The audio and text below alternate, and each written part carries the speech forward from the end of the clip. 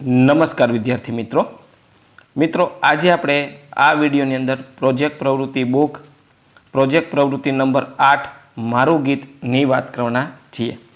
તો મિત્રો અહીંયા પ્રોજેક્ટ પ્રવૃત્તિ 8નું સંપૂર્ણ સોલ્યુશન છે મારું ગીતનું આ રીતનું। મિત્રો આવા જ સોલ્યુશન મેળવવા માટે આપણી ચેનલને સબસ્ક્રાઈબ કરો અને આ વિડીયો તમારા મિત્રો સાથે શેર કરો। બીજું કે મિત્રો આપણી યુટ્યુબ ચેનલ પર પ્રોજેક્ટ પ્રવૃત્તિ બુકના દરેક પ્રોજેક્ટના સોલ્યુશન તેમજ સ્વઅધ્યયન પોથીના દરેક વિષયના સોલ્યુશન મૂકેલા છે, જે તમને મારી યુટ્યુબ ચેનલના પ્લેલિસ્ટમાંથી મળી જશે। તો મિત્રો શરૂ કરીએ પ્રોજેક્ટ પ્રવૃત્તિ બુક પ્રોજેક્ટ પ્રવૃત્તિ નંબર 8 મારું ગીત। આપના ગામમાં, ઘરમાં, આજુબાજુ, પડોશમાં તહેવારો, શુભ પ્રસંગે કે અન્ય ઉજવણીઓના સમયે તમે બાળપણથી લોકગીતો સાંભળ્યા હશે।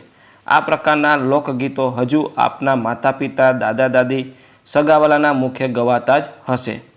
આવા સ્થાનિક લોકગીતો જે કોઈ પુસ્તકમાં ન હોય પરંતુ આપના ગામમાં સ્થાનિક રીતે જ ગવાતા હશે, આવા લોકગીતો પૈકીનું કોઈ એક લોકગીત નીચેના ભાગમાં લખો। તો અહીંયા તમારે લોકગીત લખવાનું છે। લોકગીતનું નામ છે વાદળડી વરસી રે। તો મિત્રો અહીંયા લોકગીત છે વાદળડી વરસી રે, વાદળડી વરસે રે, સરોવર છલી વળ્યા, સાસરિયામાં મહાલવું રે, પિયરિયામાંથી છૂટી રહ્યા, વાદળડી વરસે રે, સરોવર છલી ઉડ્યા। ત્યાર પછીની પંક્તિ છે મારા પગ કેરા કડલા રે, વીરો મારો લેવા હાલ્યો, વીરા લઈને વેલો આવજે રે, હાહરિયામાં મારે ઘીરે બેઠા, વાદળડી વરસે રે, સરોવર છલી વળ્યા। ત્યાર પછીની પંક્તિ છે મારા હાથ કેરી બંગડી રે, વીરો મારો લેવા હાલ્યો, વીરા લઈને વેલો આવજે રે, હાહરિયામાં મારે ઘીરે બેઠા, વાદળડી વરસે રે, સરોવર છલી વળ્યા। ત્યાર પછી છે પંક્તિ મારી ડોક કેરો હારલો રે, વીરો મારો લેવા હાલ્યો, વીરા લઈને વેલો આવજે રે, માંડવિયા મારે ઘીરે બેઠા રે, વાદળડી વરસે રે, સરોવર છલી વળ્યા। ત્યાર પછી પંક્તિ છે એ આપણે લખવાની છે વાદળડી વરસે રે, સરોવર છલી વળ્યા, વાદળડી વરસે રે, સરોવર છલી વળ્યા। આ લોકગીતમાં શાના વિશે વાત કરવામાં આવી છે? આ લોકગીતમાં ચોમાસે વરસાદ વરસવાથી નદી નાળા સરોવર છલકાઈ જાય છે, પરંતુ આ લોકગીતનો ભાવ જુદો જ છે। વાદળડી વરસે રે એટલે આભમાંથી જાણે રૂપિયાનો વરસાદ થાય છે।